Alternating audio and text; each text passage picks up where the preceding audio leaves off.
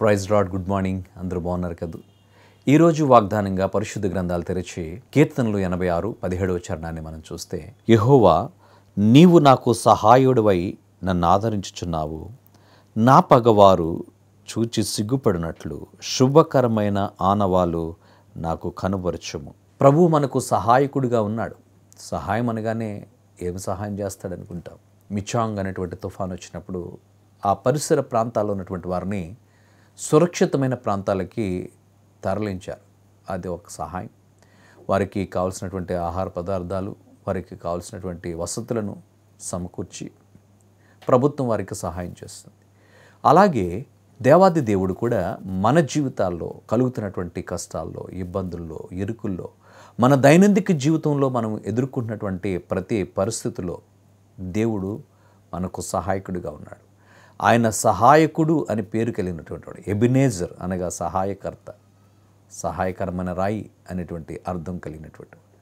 ఆయన పేరే సహాయకుడు. కనుక నీకు సహాయం చేయడానికి ఆయన సంసిద్ధంగా ఉన్నాడు. ఆయన బలపరిచి నేను నడిపించేవాడు. మనకు సహాయకర్తగా ఉన్నటువంటి ప్రభువుని ఆరాధించగలుగుతున్నావా? నాకు ఎక్కడి నుంచి వస్తుందండి సహాయము? మా పరిస్థితి ఈ రీతిగా ఉంది, మా కుటుంబం చూస్తే విచ్ఛిన్నమైపోయే రీతిగా ఉంది, ఆర్థికంగా అన్ని విధాలుగా చాలా ఇబ్బందులు పడుతూ ఉన్నటువంటి పరిస్థితుల్లో ఎక్కడ నుండి మాకు సహాయం లేదు. దేవుని వైపు చూడు. దేవుడే నీకు సహాయకర్తగా ఉన్నాడు కనుక ఆయన నీకు సహాయం చేసేవాడు. అంత మాత్రమే కదా అక్కడ అంటున్నాడు, ఆయన తన కృపచేతను బలపరిచి నడిపించడం కాకుండా పగవారు నుంచి విడిపించాడు.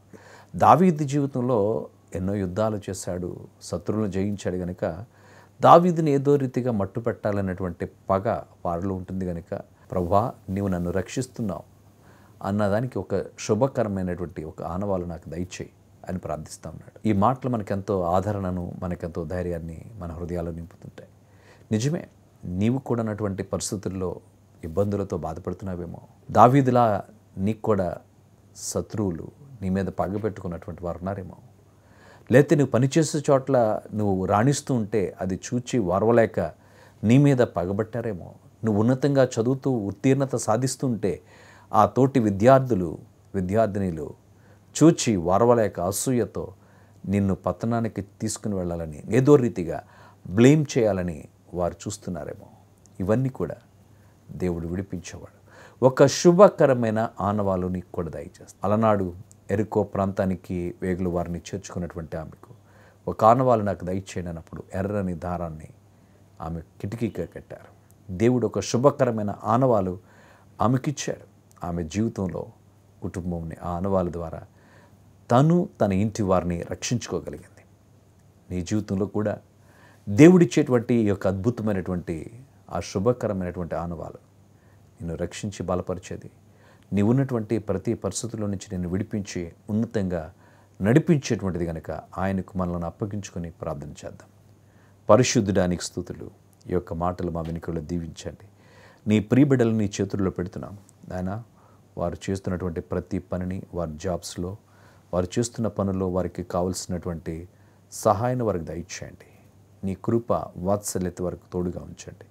నీ మెండైన దీవెన ఆశీర్వాదాలు నీ బిడ్డలపై ఉంచండి.